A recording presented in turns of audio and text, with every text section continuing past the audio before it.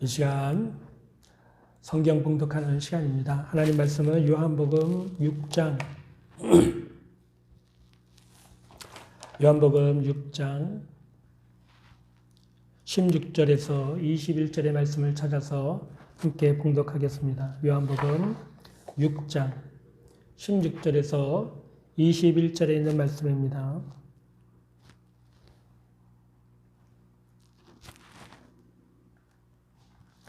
이 시간 봉독하겠습니다.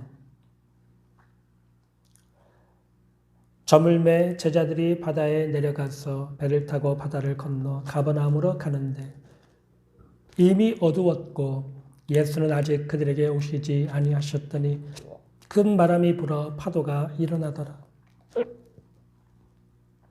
제자들이 노를 저어 10여리쯤 가다가 예수께서 바다 위로 걸어 배 가까이 오심을 보고 두려워하거늘 이르시되 내니 두려워하지 말라 하신대 이에 기뻐서 배로 영접하니 배는 곧 그들이 가려던 땅에 이르렀더라.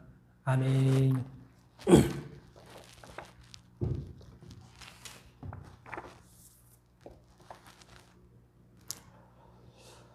요한복음에는 예수님이 행하신 놀라운 많은 기적들 중에 특별히 7가지 기적과 또 표적에 대한 말씀이 기록되어 있습니다. 사도 요한이 요한복음을 기록할 때 특별히 예수님이 행하신 수많은 기적과 표적들 중에서 7가지를 골라내서 요한복음에 기록했던 것을 우리가 알 수 있습니다. 오늘 우리가 읽은 본문 내용은 예수님이 행하신 5번째 표적입니다. 거친 풍랑 위를 걸어오시는 예수님의 모습을 요한은 오늘 본문을 통해서 말씀을 기록하고 우리들에게 그 이야기를 들려주고 있는 것이죠. 지난 시간에 우리는 예수님께서 행하신 오병이어의 기적에 대한 말씀을 함께 나누었습니다. 예수님께서 배고픈 군중들, 예수님이 병자를 고치고 귀신을 쫓아내고 또 은혜로운 말씀을 전하신다는 이야기를 듣고 수많은 사람들이 예수님이 계신 곳에 몰려들었어요. 특별히 6월절이 가까운 기간이기 때문에 많은 군중들이 모이는 때 특별히 예수님에 대한 소문이 퍼져서 예수님께서 수많은 군중들이 몰려왔던 것입니다. 아마 이때가 가장 예수님의 인기가 절정을 이루던 때가 아닌가 생각이 됩니다. 왜냐하면 예수님의 오병이어의 기적으로 남자만 5,000명, 즉 남자, 여자, 어린이 합하면 거의 4만 명 정도가 되는 사람들이 이 당시에 예수님께로 몰려왔다라고 학자들은 말을 하고 있습니다. 그만큼 예수님의 인기가 하늘을 치솟고 있었어요. 이때 예수님께서 예수님에게 몰려온 군중들이 배고파하는 모습을 보고 오병이어의 기적을 행하시게 됩니다. 단지 그들이 배고팠기 때문에 예수님이 보리떡 5개 물고기 2마리로 오병이어의 기적을 베푸시고 12광준이나 남는 놀라운 기적을 베푸셨던 것이 아닙니다. 단지 배고픈 군중들의 배고픔을 해결해 주시기 위한 것이 아니라 예수님은 이 오병이어의 기적을 통해서 예수님이 바로 참 생명의 떡이심을 보여주시고 나타내 주신 것입니다. 예수님이야말로 세상에 내려와서 사람들에게 생명과 영생을 주는 하나님이 보내신 메시아, 하나님의 아들이심을 이 오병이어의 기적을 통해서 나타내 주셨던 것이죠. 그러나 이 표적을 본 군중들은 예수님의 의도와는 다른 생각을 갖게 되었습니다. 예수님의 오병이어의 기적을 본 군중들은 예수님을 물질적인 필요를 채워주고 또 유대 나라를 로마의 식민지로부터 해방시켜줄 정치적인 메시아로 생각을 했던 것입니다. 그래서 예수님을 억지로 붙들어서 임금을 삼으려고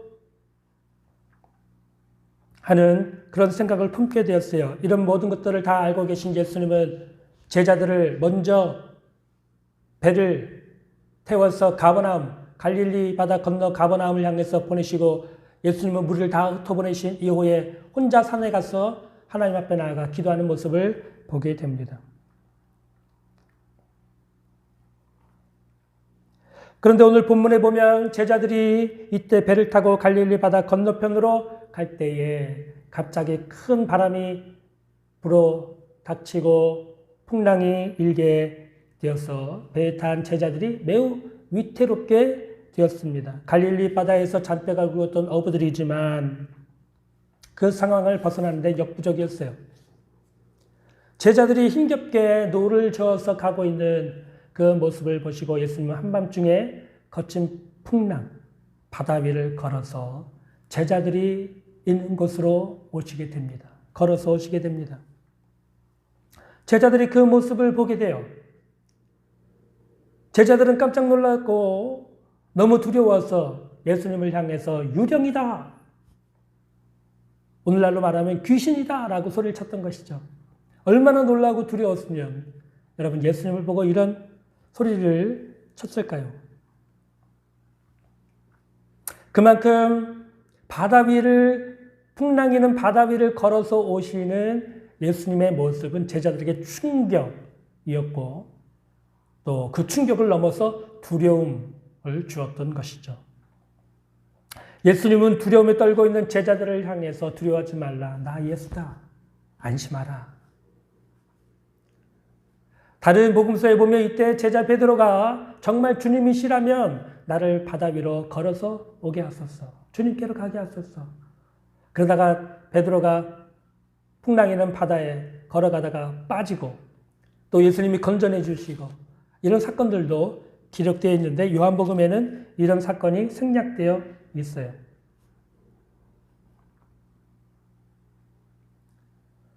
풍랑이는 바다 위를 걸어서 오신 예수님은 제자들에게 오셨고 제자들이 있는 배에 올라타시게 됩니다. 제자들을 안심시키고 가버나움을 향해서 가시게 되죠. 이것이 바로 오늘 본문의 내용입니다. 오병이어의 기적이 수많은 군중들 앞에서 예수님이 자신이 누구신지 나타내신 표적이었다면 오늘 본문에 나오는 풍랑에는 바다 위를 걸어서 오시는 이 표적은 제자들에게만 보여주신 표적이었습니다. 이것이 달라요. 왜 예수님은 이런 놀라운 표적을 제자들에게만 보여주셨을까요? 예수님은 바로 앞서 행하신 오병이어의 기적의 부작용을 보셨습니다.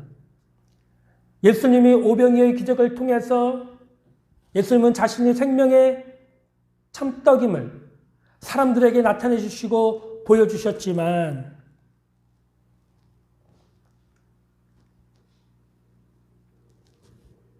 군중들은 예수님을 물질적인 메시아, 정치적인 메시아로 생각했을 뿐만 아니라 제자들도 은근히 예수님께서 그렇게 되시기를 간절히 바라는 마음을 품고 있다는 것을 알았기 때문이었습니다. 그래서 예수님은 제자들에게 특별히 바다 위, 풍랑이 있는 바다 위를 걸어오시는 예수님의 모습을 보여주심으로써 자신이 이 땅에 단지 그냥 사람들의 필요나 채워주고 사람들에게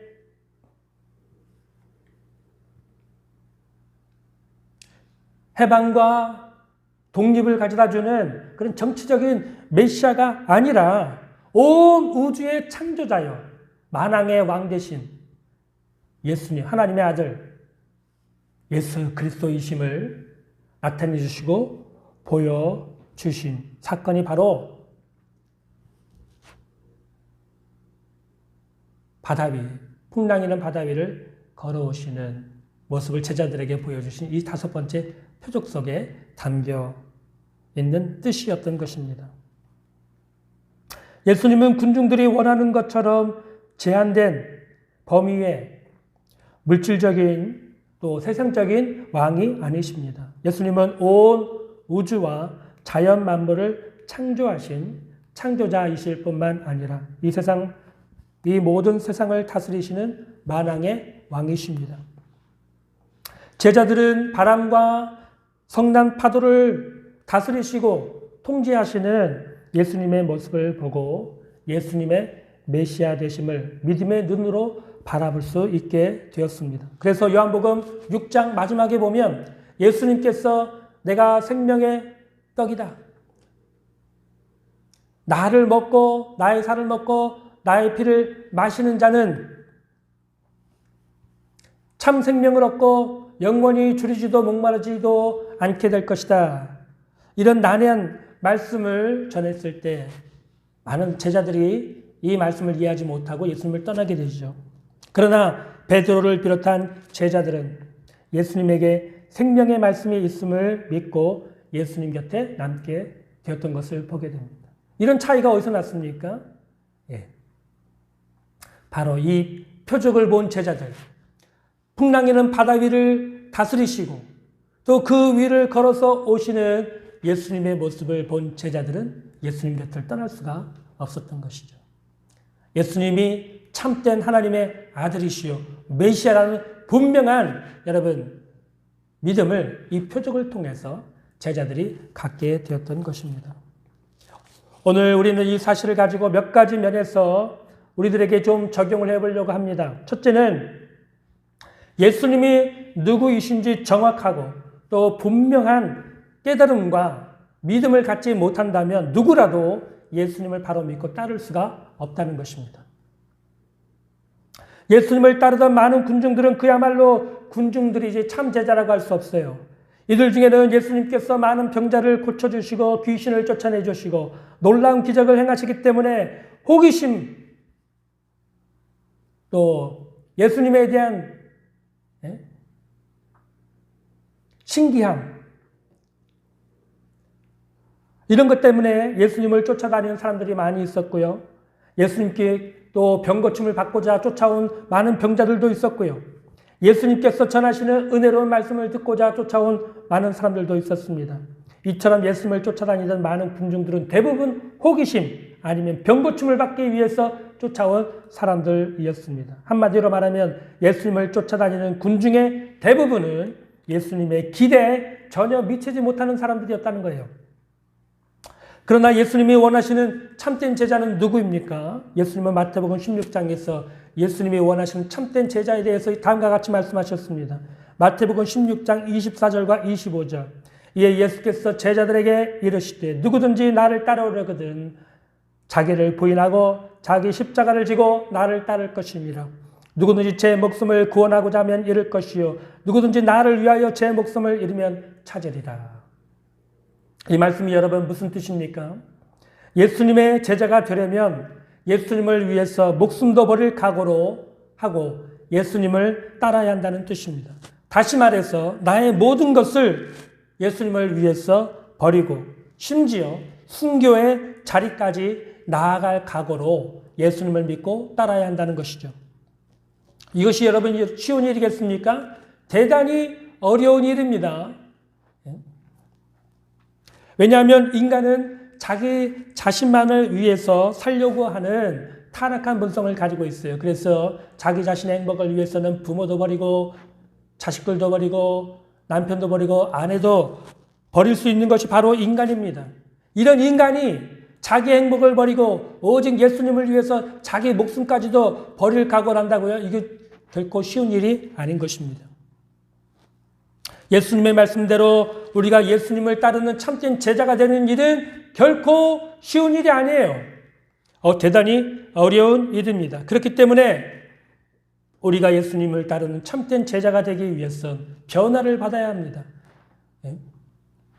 성령으로 거듭나야 합니다. 성령으로 거듭나지 않고서는 예수님을 따르는 참된 제자가 될 수 없는 것입니다. 성령으로 거듭나게 되면 예수님이 하나님의 아들이시라는 분명한 믿음과 확신을 가지게 됩니다. 눈으로 예수님을 보지 못했지만 눈으로 본 것만큼이나 예수님을 분명하고 확실하게 참 구주요 메시아라는 사실이 믿어지게 되는 것입니다. 여러분 한번 생각해 보십시오. 초대교회 성도들, 로마의 핍박을 받았던 로마 교회의 성도들을 한번 생각해 보세요. 로마 교회 성도들은 단 한 번도 예수님의 얼굴을 본 적이 없습니다. 그러나 이들 중 많은 성도들이 네로의 황제의 박해 때부터 계속 시작된 그 로마의 박해를 받아서 많은 사람들이 순교를 당했습니다. 이들은 왜 예수님을 위해서 자신이 하나밖에 없는 귀중한 목숨을 버렸을까요? 이들은 복음의 말씀과 성령의 역사를 통해서 예수님이 하나님의 아들, 인류의 유일한 구원자, 메시아라는 사실을 분명하게 믿었기 때문에 자신의 목숨도 주님을 위해서 던질 수가 있었고 순교의 자리까지 나아갈 수 있었던 것입니다. 지난주에 서울 남년에 주관하는 목회자 세미나를 속초에 열려서 다녀왔습니다.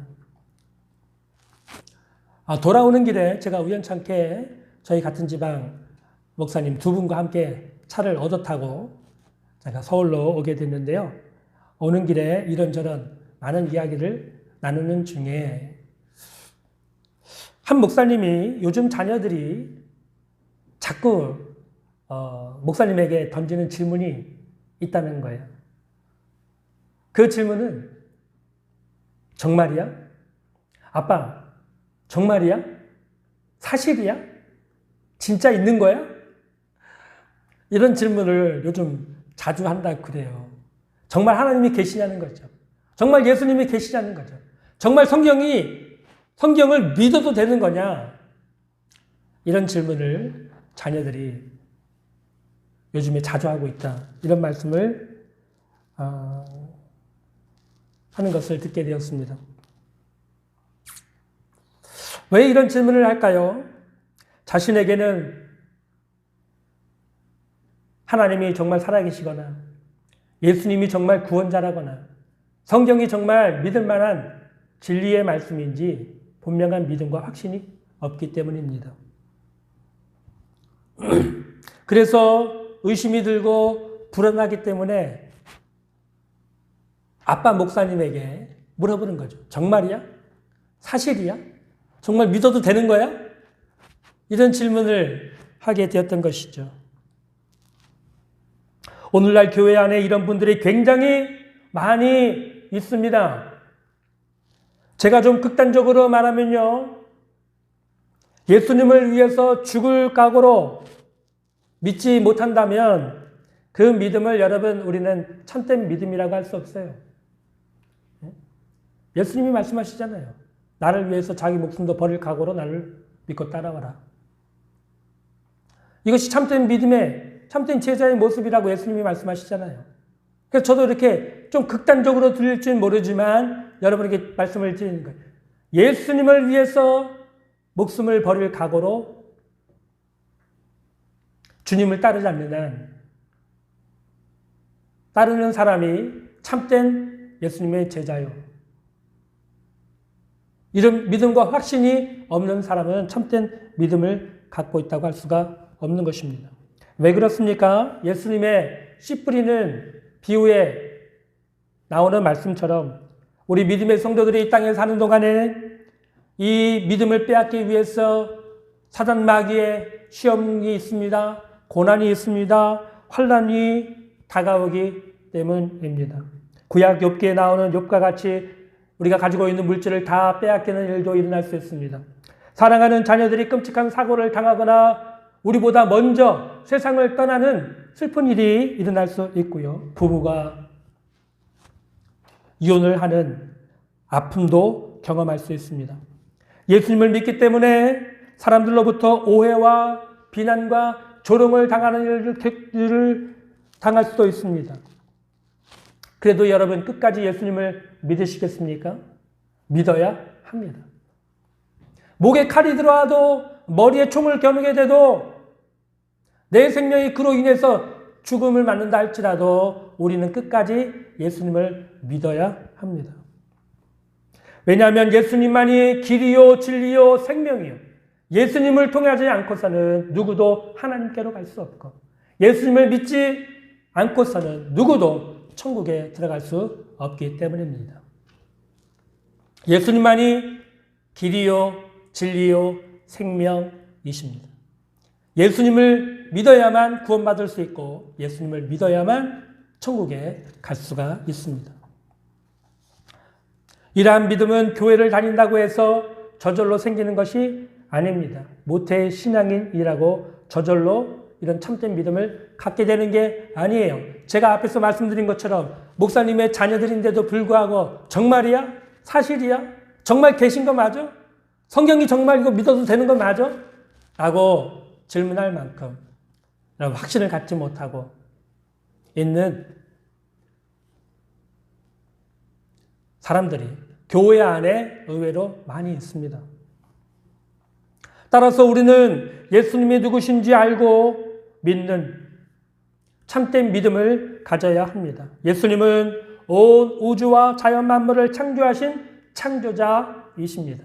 저와 여러분의 인생을 만드셨고 저와 여러분에게 생명을 주신 생명의 주인이십니다. 예수님은 거친 바람과 파도도 다스리시는 전능하신 하나님이십니다.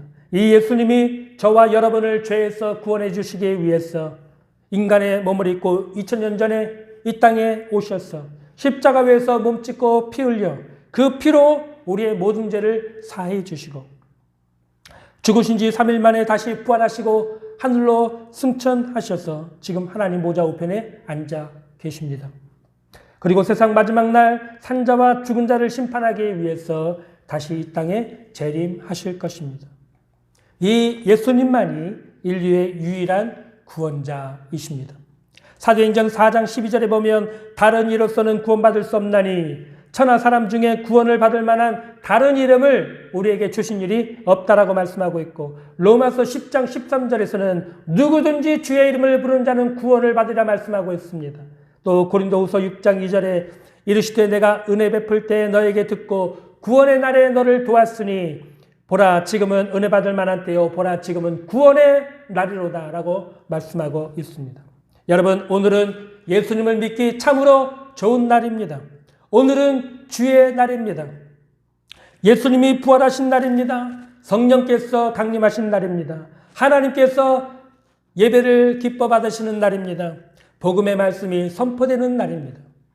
그러므로 여러분 오늘 예수 그리스도를 믿으십시오. 예수 그리스도께서 누구이신지 온 인류의 창조자요 인류의 유일한 구원자이심을 믿으시기를 바랍니다. 이날 이후 여러분의 모든 삶이 주님을 위해 목숨까지도 버릴 각오로 예수님을 믿고 따르는 참된 제자들이 다 되시기를 주님의 이름으로 축복합니다. 또 하나 우리가 함께 볼 중요한 말씀은 예수님께서 바다 위로 걸어서 오시는 이 표적은 제자들에게만 보여주신 것이라고 그랬죠. 그 이유는 제자들로 하여금 예수님을 참된 메시아로 믿게 하기 위해서였습니다. 다른 말로 하면 예수님을 믿고 따르는 참된 제자들에게 주님이 주님 되심을 보여주셨다는 것입니다.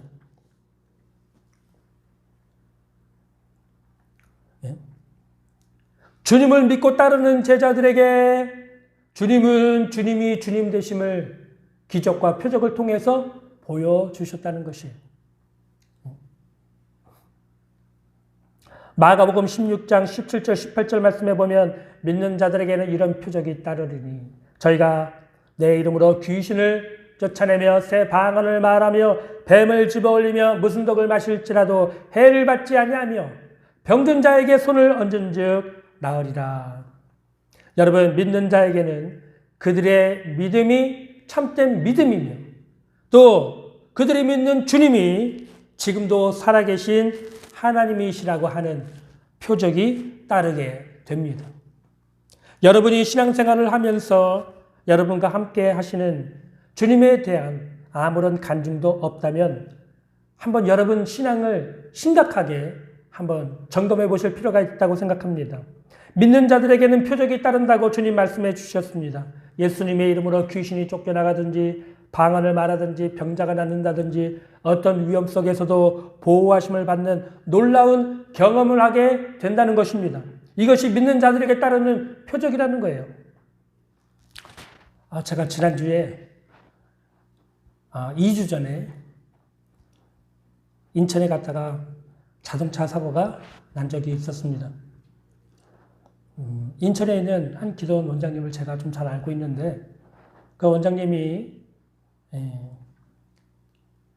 포천에 있는 어느 사과 농장에 가서 하루 사과를 따고 오자, 그럼 좀 쉬다 오자라고 하는 부탁을 하셔서 제가 가지고 있는 차를 가지고 인천에 가서 그분들을 태우고 포천을 향해서 가는데 출발한 지 5분도 안 돼서 사고가 났어요.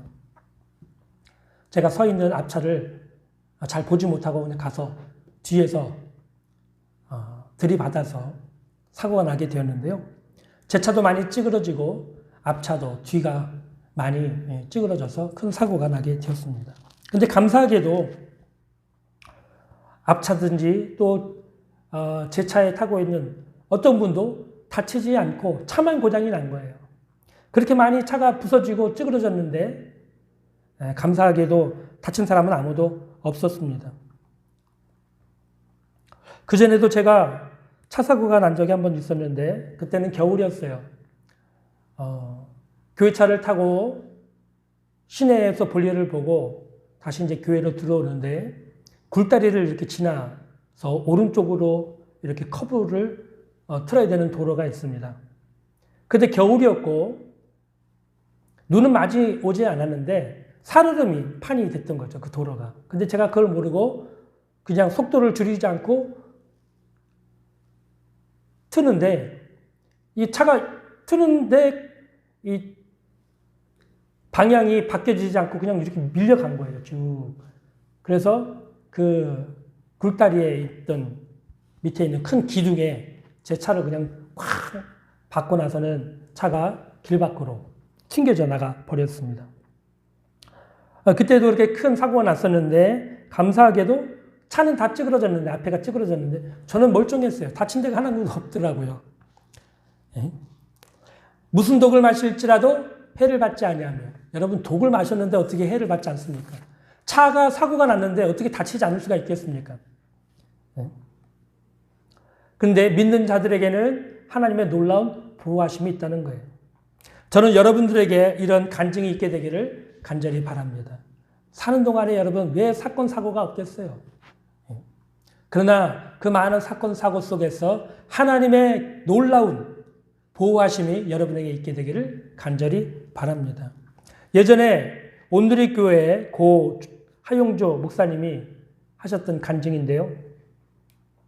하스테반 선교사님이 그 당시에 경배와 찬양, All Nations 찬양으로 한국 교회 찬양의 열기를 뜨겁게 달구고 계셨던 그런 때였습니다.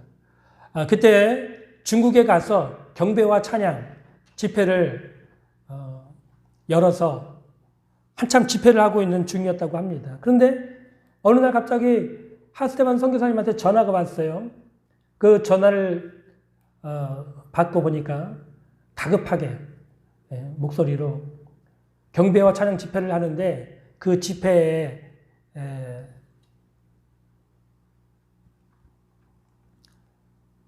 에서 장비를 높은 곳에서 설치하던 청년이 그만 발을 어떻게 실수로 떨어져서 높은 곳에 떨어져서 정신을 잃고 죽어가고 있다는 거예요.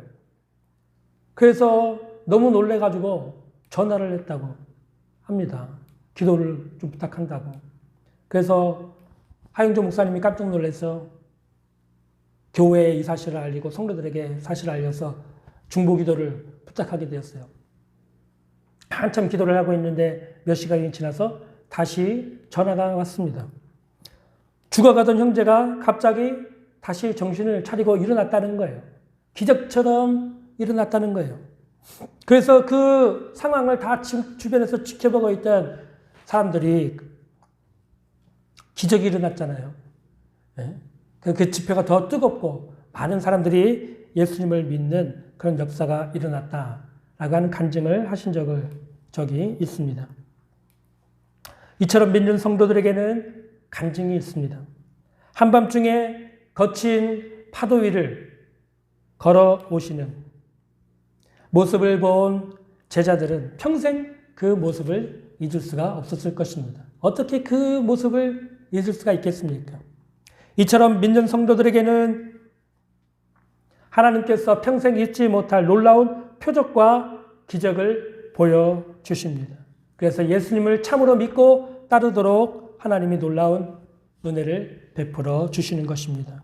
그러므로 간증은 살아있는 믿음의 증거라고 할 수 있어요. 간증이 있는 사람은 자신이 만난 하나님, 자신이 만난 예수님을 다른 사람에게 전하고 증거할 수 있는 간증이 있는 거예요. 이것이 나의 간증이요, 이것이 나의 찬송일세, 나 사는 동안 끊임없이 구주를 찬송하리로다.